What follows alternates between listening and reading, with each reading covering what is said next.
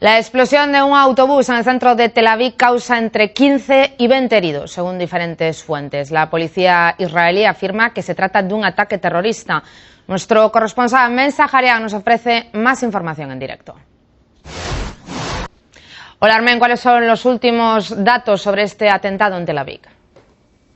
Hola María, una fuerte explosión en el autobús en el centro de Tel Aviv provocó entre 15 y 20 heridos según distintos informes. Hay que decir que la información que llega hasta el momento al respecto es muy confusa. Así se informa, según algunos datos, que esto fue un atentado suicida, según otros que habían 2 explosivos y uno de ellos explotó, el segundo no. Entonces hay que decir que ahora mismo allí en el lugar de la explosión está trabajando la policía y los policías llaman a todas las personas que se encuentran allí cerca de este lugar de explosión a abandonarlo porque temen que pueda tener lugar otro ataque. Hay que decir que según los medios palestinos jamás asumió la responsabilidad por este ataque, que desde el muy principio, cuando produjo el ataque, fue calificado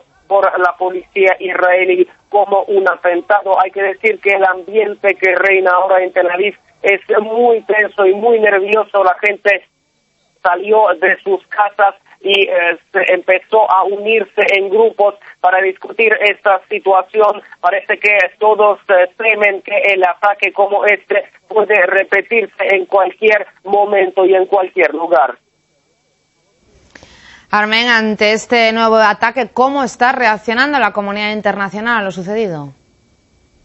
Bueno, todavía no hay reacciones a este atentado que se produjo solo hace menos de una hora, pero hay que decir que todos ya señalan que, por supuesto, este atentado afectará el proceso de negociaciones en el que estaban Hamas e Israel. Hay que decir que todavía las partes no se acordaron sobre una tregua y parece que ahora será aún más difícil hacerlo.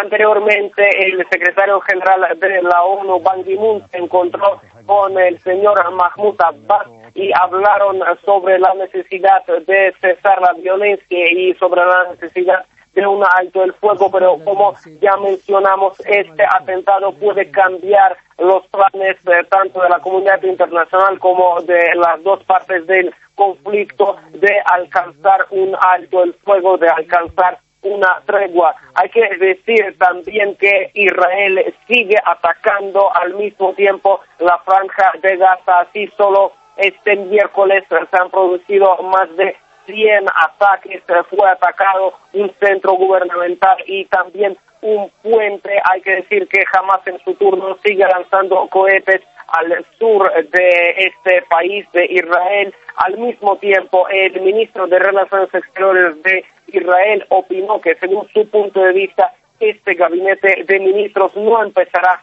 una ofensiva por tierra, porque desde su punto de vista, si empieza, será una ofensiva a gran escala. Sin embargo, estas declaraciones las ha hecho el ministro de Relaciones Exteriores de Israel antes de este atentado, que ahora sí puede influir en la situación. Y ahora yo les invito a ver un reportaje que filmamos aquí en Israel, especialmente sobre el apoyo del pueblo israelí a los planes militares y a las operaciones militares de su gobierno, que es realmente muy alto aquí en el país hebreo.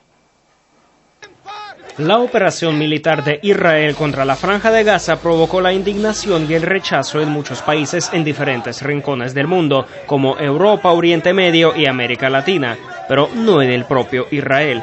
Mientras que en otros estados los ataques del país hebreo generaron manifestaciones masivas, en una de las ciudades más grandes de Israel, Tel Aviv, son menos de un centenar los que se oponen a la guerra de manera activa y al parecer su acción carece de popularidad. Me llamó un compañero diciendo que aquí protestaban contra el bombardeo de Gaza. Vine a verlo porque no me lo podía creer. En los últimos 5 días nos bombardeaban constantemente. Esta es la primera vez en 5 días que salgo de mi casa. Si uno no vive allí, simplemente no lo entiende. Sandra vive en Ashdod, una ciudad ubicada en el sur del país. Ella, como la mayoría de sus habitantes, apoya la guerra porque la considera defensiva. Pero cuando se le pregunta sobre las bajas civiles durante los bombardeos a Gaza, empieza a defenderse. Hay gente en Gaza que no quiere eso, quiere paz, pero hay algunos que prefieren morir porque se consideran mártires al fallecer en una guerra. Claro que estoy en contra de los asesinatos. Antes de bombardear Gaza, advertimos a la gente para que salga de los edificios. Y nosotros solo tenemos un señal de 15 segundos para escondernos. Sin embargo, los pensamientos de Sandra incluso son muy suaves y correctos en comparación con otras visiones. El día que empezó la operación en Gaza, Aviad Friedman llamó al ejército y pidió que le enviaran a la zona.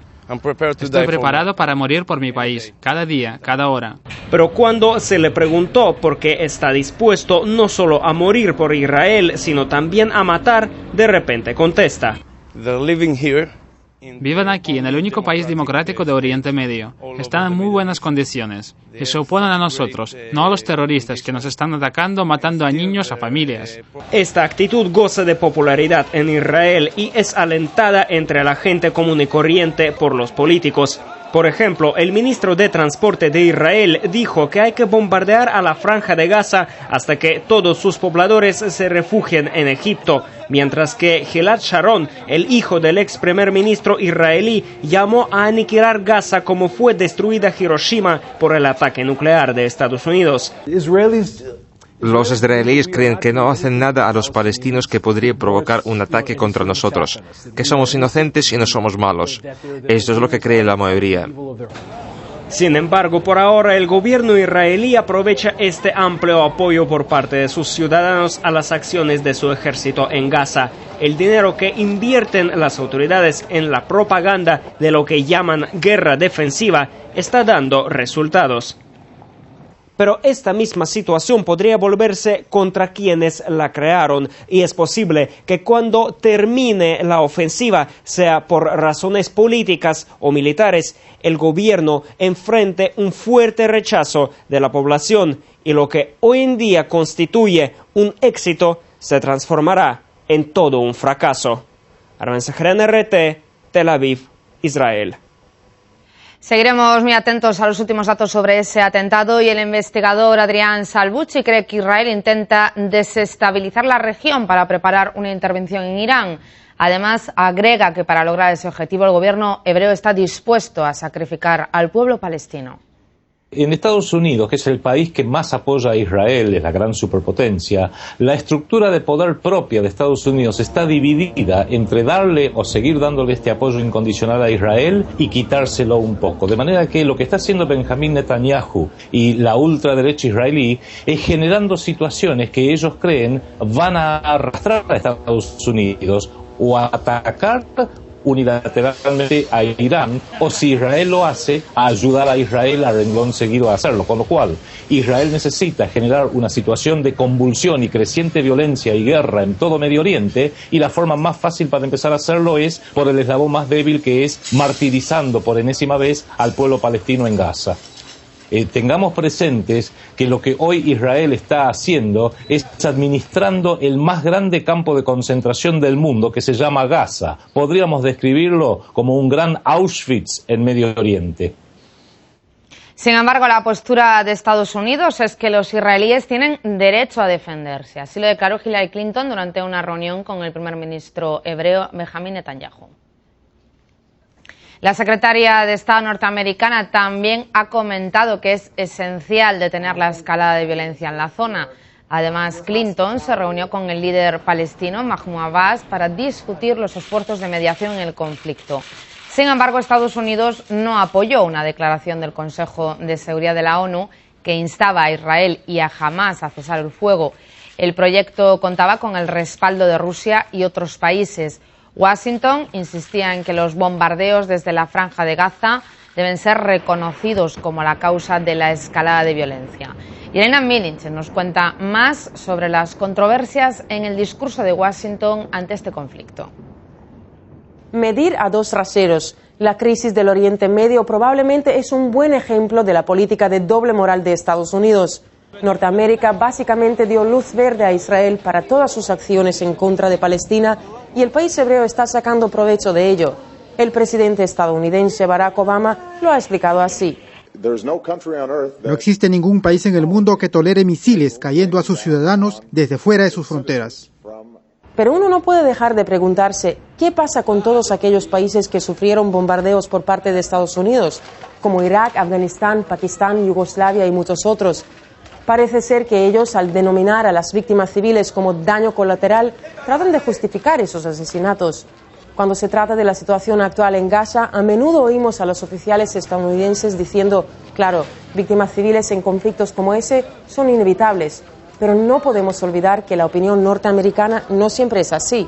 Cuando se trata de muertes en Siria, Estados Unidos está en la primera fila para defender a los inocentes, pero ahora queda claro que su compasión sobre el sufrimiento puede ser selectiva. Tan solo recordemos lo que declaró Hillary Clinton sobre las víctimas civiles en Siria. La muerte de un niño de 1 año de edad producida recientemente por los disparos de los tanques del régimen sirio es un claro ejemplo de lo que está pasando. ¿Y qué pasa con los niños que están muriendo en Gaza? ¿Es ese un ejemplo menos claro de lo que está pasando? La política de Washington de defender a los más débiles parece que no se aplica a los palestinos.